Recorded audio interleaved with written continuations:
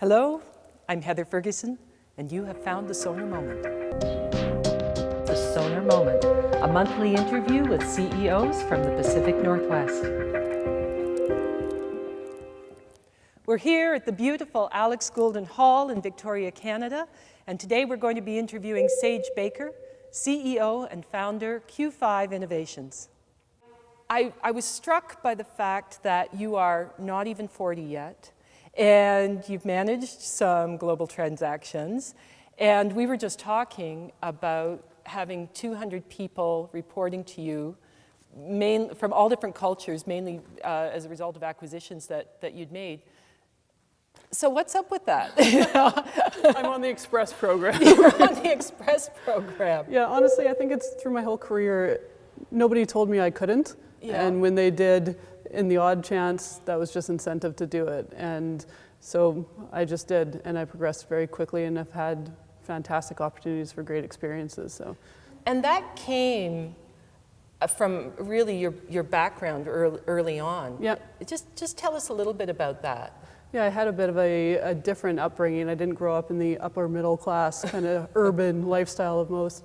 Grew up without electricity till I was 13, and my parents bought 160 acres in the interior BC. I always say they're about 40 years ahead of their time because they were living with no impact and sustainable farming. And so we got up in the morning and milked the goats and the cows and did the chores and went to school.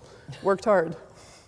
That was quite different, though, wasn't it, from the kids in school and things like that?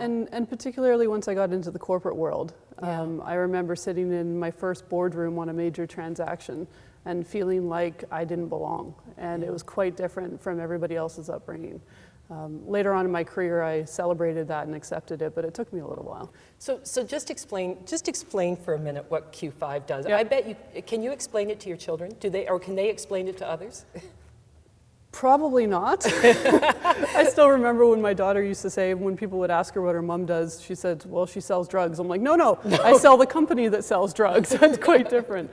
Q5, maybe start with the name. Yeah. The idea was most companies fail because they're focused on the 4 financial quarters. If we could have a company that was focused on the hypothetical 5th quarter that never actually comes, you're looking beyond those horizons. And short-term focus is what kills a lot of businesses. So we're trying to build a risk-mitigated approach of acquiring technology, not one, but a portfolio of technologies that we can move through at a multiple pace and then spin those off. So most companies, 1 product, if it fails, you're done. If it succeeds, great. We've got 10. We focus on 3. Each of those moves forward. If one of them fails, that's okay. We can bring more into the portfolio and continue. So it's a way to mitigate risk and really focus on innovation. And your investors are good with the whole Q5 concept, because let's face it, short-term quarterly thinking is there for a reason. Yeah, you have to find the right investors, and I think this has been a big piece as well. It's quality over quantity, and not everybody gets it. You sit down and they say, well, if you had one product focused in one industry, then I'd invest at the same valuation. Well, you're not the right investor for us, and that's okay. But we have to find the people that you sit down, you have the conversation, and it resonates. They go, wow, this makes a lot of sense. And they also know that it might be 10 years, they'll see a much larger return, hopefully, knock on something wood, but it might take longer to get there, and they're okay with that. So just the concept of the express track, the leadership, all of that. How does that fit with Q5? I think it's probably a combination of impatience and analysis. I used to use the example that I had the perfect combination of ambiguity and autonomy, because you have to do the analysis, but then at some point you have to trust your gut and be able to jump. And with Q5, that was the same thing. There's an amount of patience of looking for the right people to work with, looking for the right investor partners, looking for the right quality assets. That takes time, and that takes patience. And then there's also that ability to trust your gut. Once you're there and you see it, go. You know, there's something to be said about execution, and you have to go. And sometimes it's scary, but it's necessary. So that's definitely out of your comfort zone then, right? Yeah, I think a big piece of being an entrepreneur is sitting in discomfort. Yeah. And there's a quote that I've used through my whole life. I used to race motorcycles, and Mario Andretti said, if everything's under control, you're going too slow. Yeah. And I firmly believe as an entrepreneur and as an executive, you have to know where that line is, where you're out of control, and you have to stay on this side of it, the good side of it. And that's what running a business is. So you know where that discomfort is. You have to hit that discomfort, manage it, so you don't push it down into your employees and your investors and all the partners that you're working with. But you have to be okay sitting in discomfort. You have to find it exhilarating. Scary, but exhilarating. You also said to me, you have a kind of a personal mantra, know yourself, control yourself, give of yourself. What you were talking about was more of a continuum. Yeah. Tell me a little bit about that. Why is that such an important mantra for you? Well, I think it goes back to your first question around the expedited path. And to me, I think human beings evolve personally over a lifetime, knowing yourself, controlling yourself, and then usually towards the end of life, finally figuring out of giving yourself. And my intent is to do that sooner. My intent is to say, I've worked on knowing myself really, really hard. I always will. It's a continual. Giving myself has to be something that I integrate into my day-to-day. And even my family life with my kids, that's the same piece. So I do look at it as an evolution over life and part of a continual growth.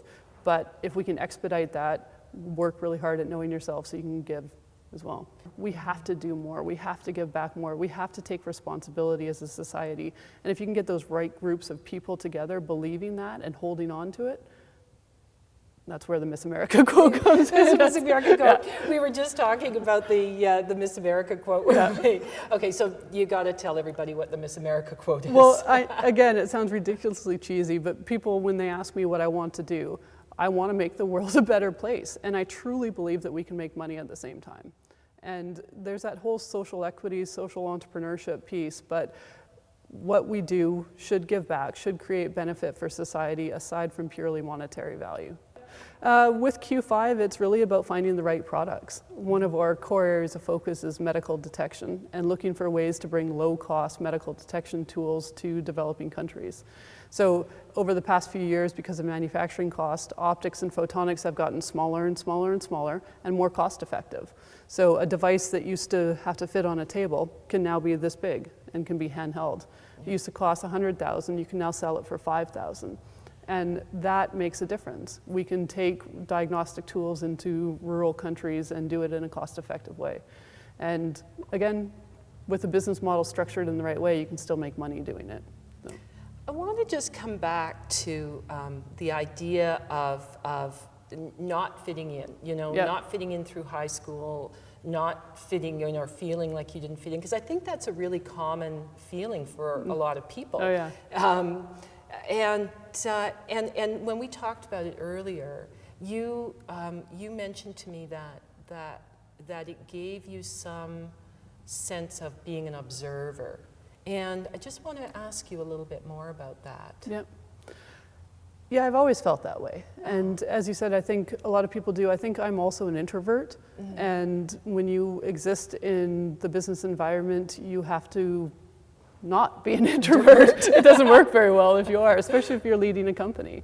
Yeah. But not fitting in gives you that ability to observe. And the analogy that I use sometimes is that I'm able to anticipate somebody's thoughts before they verbalize it. And in a negotiation, that's quite helpful. In a business setting, that's quite helpful. And I didn't fit in. I was an athlete, but I was also an academic. I think there's, when you're a leader, and you're a CEO, you're heading your own company, you're heading, other companies. There are times when you need to be a leader. There are times when you need to be a follower. Yeah. And tell me about the times you've had to be a follower. It's a difficult balance to find, and I think that it's not always when and where you anticipate it's going to be. And there's been times where I've had to follow in transactions, particularly, and you have to do it in order to make things work smoothly. And I actually remember making a conscious decision to say, I need to be more of a wallflower. I need to bite my tongue and I need to back off. And it's a difficult thing when that's not your natural instinct, and when you naturally step forward as a leader, but you have to realize that those times when you do bite your tongue can sometimes be the most effective, and those moments of silence are actually quite useful. And maybe the observer, did you come to that conclusion because you were able to observe what was going on around you? Yeah, saying I think I would like to take all the personal credit for it, but I can't. I also had a good friend when I was doing my master's, and he said, Sage, you're going to have to learn to like the taste of your own blood. And I didn't know what he meant. And he said, you have to bite your tongue. Yeah. Because when you're sitting in a room and you can come to an understanding of what the consensus is and who's feeling what and why, and then you want to jump to the conclusion, that doesn't help create buy-in. Yeah. So you bite your tongue and you watch them. You'll watch the penny drop for each person, and then you can then kind of step back in. But having that ability has been something that's been learned over time. Coming back to the whole idea of fitting in, of giving back, I mean, there's a real set of values here that you obviously feel really strongly about. I'm a hippie. Corporate hippie. You're a corporate hippie. Is that what you're going to have on your tombstone? I don't know. We'll see. Here lies Sage, the corporate Yeah, hippie. exactly. Create a new term. Okay. So, well, what do you think? I mean, that's those two actually. It's a kind of an interesting dichotomy, isn't it? A corporate hippie. Yeah. Tell me a little bit about that. It is an absolute dichotomy, and it's something that I've had to battle with as my career has progressed and as I've grown to understand myself a little bit more. But it does come back to core values, you know, my true north of what I feel is okay, what matters to me, what makes me want to get up every morning and go to work. Yeah. And I work hard, and my family has to sacrifice for it, and they have to believe in what I'm doing as well. Yeah. So that's what my parents taught me. My parents taught me the benefit of collaboration and cooperation. My parents taught me that selflessness can actually be quite an asset in creating, but you can only do it surrounding yourself by the right people. Yeah. Because selflessness surrounded by takers is dangerous, and it doesn't work. And I've experienced that as well. But yeah, the core foundation from my parents and over time, and you can't be anything else. You know in your gut what works and what doesn't. Sage Baker, thank you so much. You're welcome. It's been a great interview.